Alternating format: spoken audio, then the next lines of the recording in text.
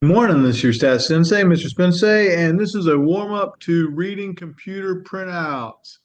So we have our computer printout out there, and as I said before, looking at it, it looks initially scary, but the first thing you need to do is find the word constant.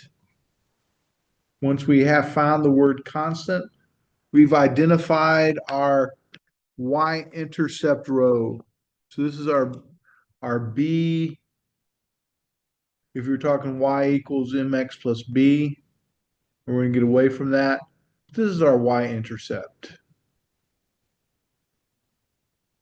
All right. The next thing we need to do is identify our slope row, which is always directly below it.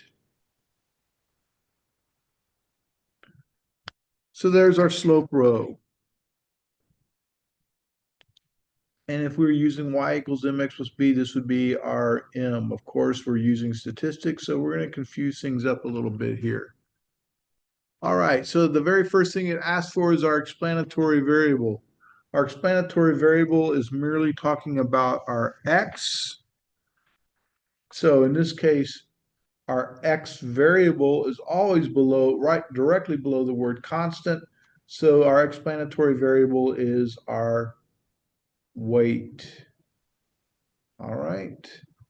The next thing it asks for is our y-intercept. Well, that means I need to be looking on the y-intercept row. And right next to the constant, I see my y-intercept. My y-intercept is negative 202.035.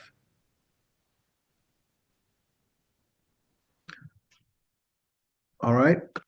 And I know that because it says y-intercept. And by the way, I guess I highlight this weight because it's on the it's on the slope row.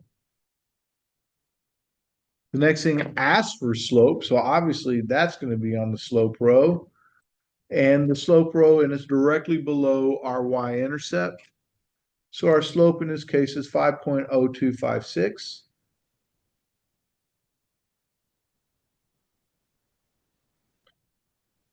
The next thing it asks for is our regression equation. Now, um, in y-intercept form, it's y equals mx plus b, but we're going to get away from that real quickly. But please remember, this is our y, anything in yellow is our y-intercept row. Anything in pink is our slope row. However, we're going to move away from that, and we're going to start writing it in this format, y hat, so our response variable equals b plus mx.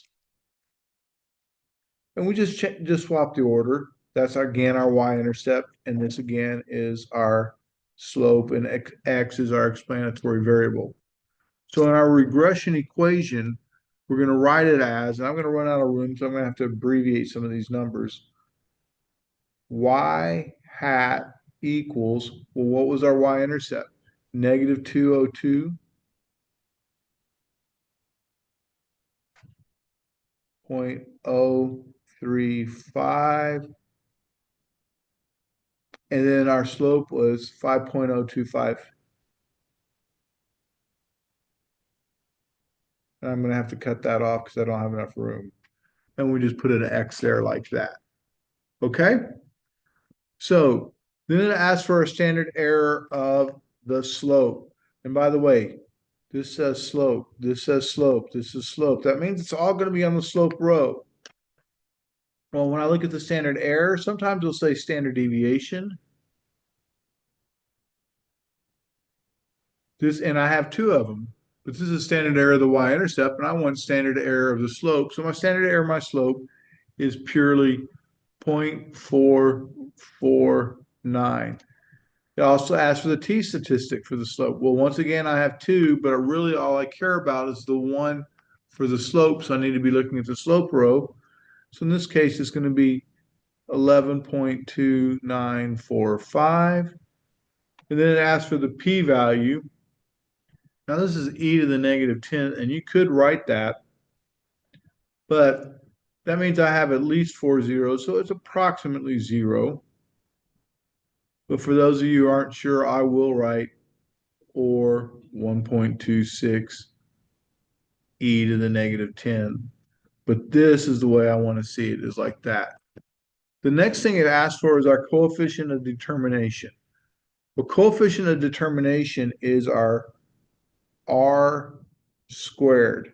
All right, that's our coefficient of determination. So when I'm looking for coefficient of determination, I'm looking for my r squared. Well, when I look up here, I say, oh, I have an r squared here.